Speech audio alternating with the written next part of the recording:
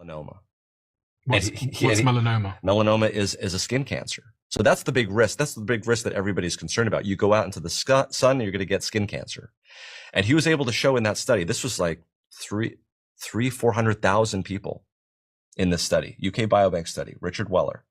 He was able to show that there's no statistical increased risk of melanoma incidence, but there was a reduction in non-skin cancer mortality. Okay, so here's the trade-off. If you want to go out into the sun in England, okay, the benefits are you're going to have a reduction in non-skin cancer mortality. So everything other than skin cancer. Correct. On the other hand, there's no increase in melanoma incidence. So that caused him to write an op-ed and publish it. And actually, you can look up this op-ed. It's a great op-ed.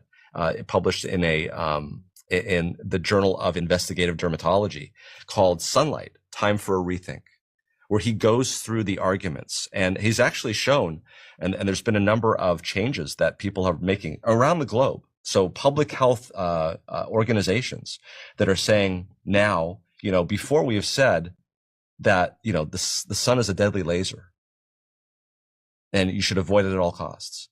We may need to rethink that.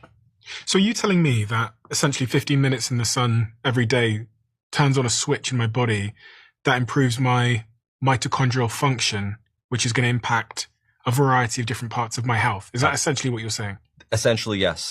And we're looking, and this is in an environment where we are spending less and less and less time. To put it in perspective, if we were on a British ship 300 years ago, and I came to you and I said, do you see this little yellow fruit? Just by eating a little bit of this yellow fruit, all of this disease that you're seeing around you with your fellow shipmates is going to go away. That would seem almost incredulous, right? Mm-hmm. But that's exactly the case. We are, the scurvy of the 21st century is the lack of sunlight. Everything is inside. We avoid the outside. We avoid discomfort. We avoid high temperatures. We avoid low temperatures. Mm-hmm. We used to go out and play sports. We now are playing virtual sports on pads. We have windows that are specifically designed, especially here in Southern California, to eliminate infrared light. Because why? Infrared light comes in and it heats up. One of the interesting things, we didn't mention this about infrared light, is the way that we interact with infrared light. You can tell this on your own. You go outside and close your eyes. You can tell which side of your body the sun is on. And the reason is because that infrared light not only